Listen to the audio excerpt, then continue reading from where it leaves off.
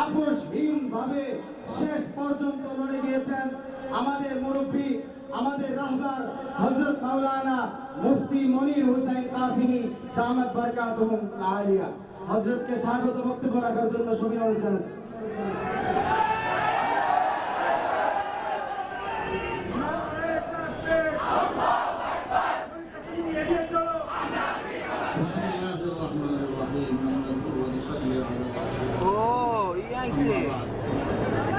ছবি তুলি চল। কার কার আরিফুল্লাহর চিনস না? ঝুম কর ঝুম কর, ঝুমলো ওরে, আরো ঝুমলো, আরো ঝুমলো। জি জি ওই তাই তো ছবি লো, ছবি লো। মক্কার দিকে তাকিয়ে তাকিয়ে বারবার চোখের পানি ফেলছেন আর বলছেন, নাইদ না নাম মক্কা তোমাকে আমি অনেক ভালোবাসি। হইছে হইছে ইয়ের সহল এই জাতি, এই জালেম জাতি আমাকে এখান থেকে করে না দিত, তাহলে আমি তোমাকে রেখে এভাবে দূরে চলে যেতাম না। একটু ঝুম কর, আরো ঝুম কর একটু।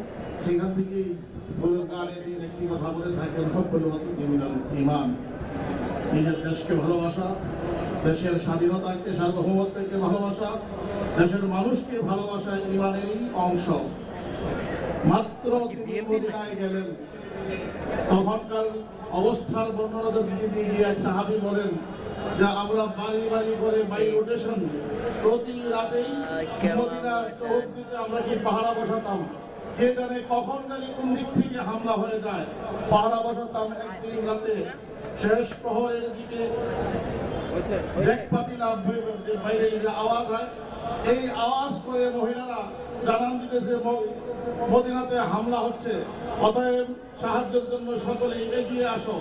বুখারী শরীফের রিওয়ায়াত, সাহাবী বলেন আমরা যে অবস্থায় ছিলাম সে অবস্থায় কেউ একটি চাদর পরে উপরের দিকে খালি, কেউ তরবারি নিতে পেরেছি, কেউ তরবারি হাতে নিতে পারি নাই, কেউ ঘোড়ায় চড়তে পেরেছি, কেউ পায়ে দৌড়ে চলেছি। আওয়াজ যেদিকে আসছে, যেদিক থেকে হামলা হওয়ার আশঙ্কা নিয়ে দেখা দিয়েছে, ওদিকে আমরা ধরে গেলাম। ফাইদান রাসূলুল্লাহি সাল্লাল্লাহু আলাইহি ওয়াসাল্লাম আলা ফারজিহি ওয়াকিফুন মান সাবাকানা। রাসূলকে গিয়ে দেখি আমরা পৌঁছার আগেই রাসূল যুদ্ধের সাথে সজ্জিত হয়ে ওই আওয়াজ শোনার পরে তরবারি হাতে, ঘোড়াটা যার সবথেকে ভালো ঘোড়াটার উপরে চড়ে, তারপরে আমাদের আগেই সেই সমস্ত সেই জায়গাতে আশঙ্কার জায়গায় গিয়ে উপস্থিত হয়েছেন।